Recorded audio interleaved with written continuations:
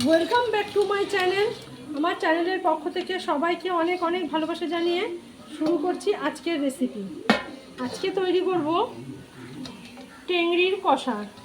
টেংরি তো সবাই স্যুপ খায়, আমি এখানে কষাবো। এখন টেংরিগুলো এখানে প্রথমে ভালো করে ধুয়ে লবণ আর হলুদ দিয়ে প্রেসারে 4টে সিটি দিয়ে সেদ্ধ করে নিয়েছি। এবার সেগুলোকে জল থেকে ছেঁকে তুলে নিচ্ছি। তো এবার এটাকে কি করে আমি বাকি রান্নাটা করি সেটাই প্রথম থেকে শেষ পর্যন্ত দেখুন, আর প্লিজ চ্যানেলটা সাবস্ক্রাইব করুন। এবার দেখুন টেংরিগুলোকে সব জল থেকে তুলে ছেঁকে আলাদা করে নিয়েছি, আর এখানে কিন্তু টেংরি সেদ্ধ জলটা রেখে দিয়েছি, এটা পরে কাজে লাগবে। তো করবো তার জন্য প্রথমে একটা মশলা করে নেব। প্রথমে মিক্সি জারে নিয়ে নিয়েছি কয়েকটা শুকনো লঙ্কা, দিয়ে দিচ্ছি আদা কুচি, রসুন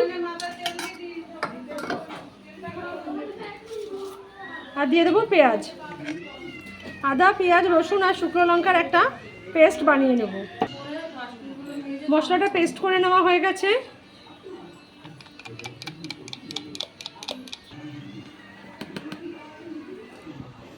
এবার দুটো টমেটো আমি ভালো করে পেস্ট করে নিচ্ছি।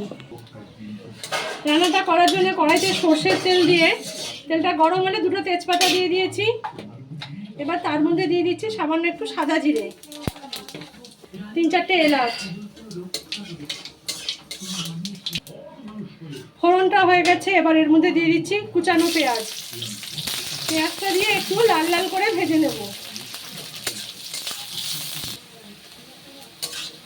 পেঁয়াজটাকে কিন্তু একটু নেড়ে চেড়ে ভালো করে ভাজতে হবে। পেঁয়াজটা কিন্তু আমার বেশ লাল লাল করে ভাজা হয়ে গেছে। এবার আমি এর মধ্যে দিয়ে দেবো আগে থেকে যে পেঁয়াজ, আদা, রসুন, কাঁচা লঙ্কা, শুকনো লঙ্কা যে পেস্টটা করেছিলাম সেটা।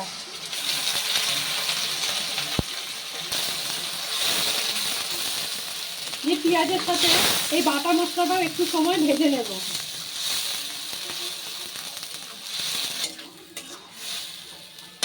এবার এই পেঁয়াজ বাটার মধ্যে দিয়ে দিচ্ছি লবণ স্বাদ অনুযায়ী। টেংরিটা কিন্তু আমি লবণ হলুদ দিয়ে সেদ্ধ করেছি, সেই নুনটা কিন্তু এখানে খেয়াল রাখতে হবে। সেদ্ধ করার জলটা ফেলবো না, তাই নুনের পরিমাণটা আন্দাজ করে দিতে হবে। আর দিয়ে দিচ্ছি হলুদ গুঁড়ো।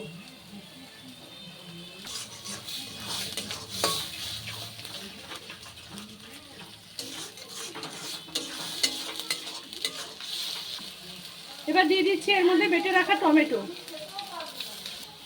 মিক্সির বাটিটা ধুয়ে একটু জল দিয়েছি, দিয়ে ভালোভাবে টমেটো পেস্টটা মশলার সাথে মিশিয়ে দিচ্ছি। এবার এর মধ্যে দিয়ে দিচ্ছি ছোট চামচের 1 চামচ কাশ্মীরি লঙ্কার গুঁড়ো, জিরের গুঁড়ো, ধনের গুঁড়ো। এবার এই গুঁড়ো মশলাগুলো এর সাথে খুব ভালোভাবে মিশিয়ে দেব।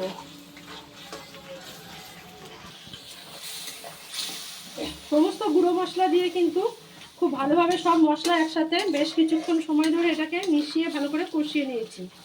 মশলাটা অর্ধেক কষা হয়ে গেছে। এবার এর মধ্যে দিয়ে দেবো আমি সেদ্ধ করে রাখা টেংরি। যে টেংরিগুলোর লবণ হলুদ দিয়ে সেদ্ধ করেছিলাম, যে জল ঝরিয়ে রেখেছি, সেগুলো এখন এর মধ্যে দিয়ে দিচ্ছি।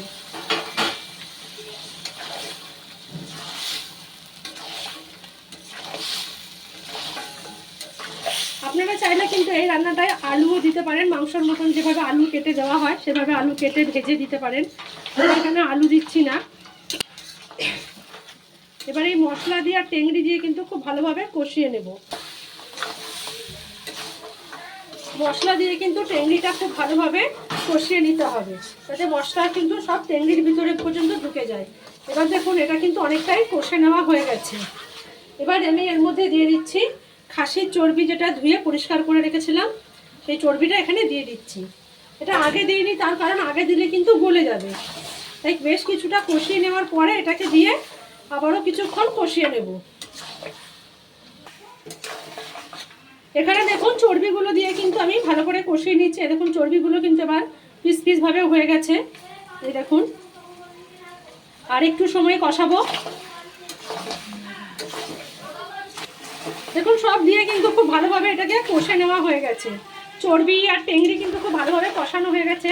এবার এর মধ্যে যে টেংরি সেদ্ধ করে জলটা আলাদা করে রেখেছিলাম সেটা আমি দিয়ে দিচ্ছি। সেটা কিন্তু একটা ছাঁকনির সাহায্যে এভাবে ছেঁকে দেবো।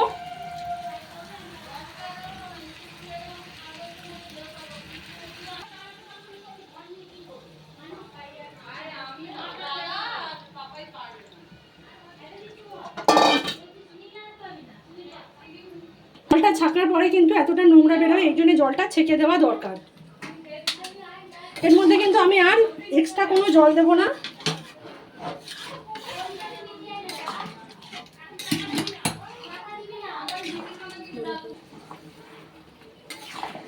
দেখুন সব ভালোভাবে মিশিয়ে দিয়েছি।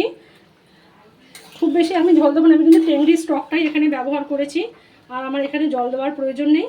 এবার একটা থালা দিয়ে ঢেকে দিচ্ছি ভালো করে ফুটিয়ে নেওয়ার জন্য। টেংরি কিন্তু সেদ্ধ করাই আছে, কষানোও হয়ে গেছে, শুধু ফুটে গেলেই হয়ে যাবে। এবার ঢাকাটা খুলছি।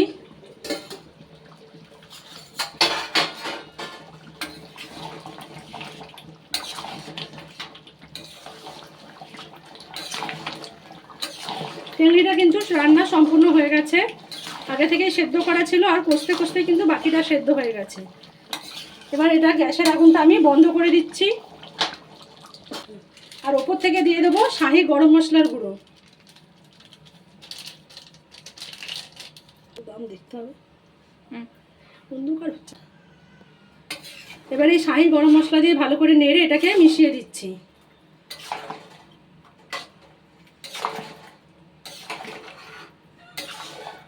গরম মশলা দিয়ে কিন্তু আর ফোটানোর দরকার নেই, খুব ভালোভাবে মিশিয়ে দিয়েছি। এবার এটাকে ঢাকা দিয়ে রেখে দেবো 10 থেকে 15 মিনিট।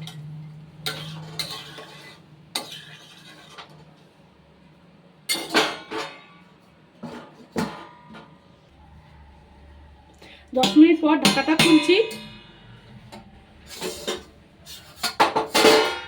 দেখুন কত সুন্দর কালার এসছে, আর এই কিন্তু অল্প অল্প একটু ঝোল আছে। আপনারা যদি মনে করেন আরো শুকিয়ে নেবেন, ঝোলটা কিন্তু ফুটিয়ে শুকিয়েও নিতে পারেন। তৈরি হয়ে গেছে কিন্তু আমার মাংসের স্বাদেই টেংরির রেসিপি। তো এইভাবে একবার মাংসের স্বাদেই টেংরির ঝোল রান্না করে দেখুন, আর এটা কিন্তু রুটি বা ভাতের সাথেও খাওয়া যাবে। তো রেসিপিটি ভালো লাগলে চ্যানেলটি প্লিজ সাবস্ক্রাইব করুন, লাইক শেয়ার কমেন্ট করে পাশে থাকবেন। সকলকে অনেক ধন্যবাদ।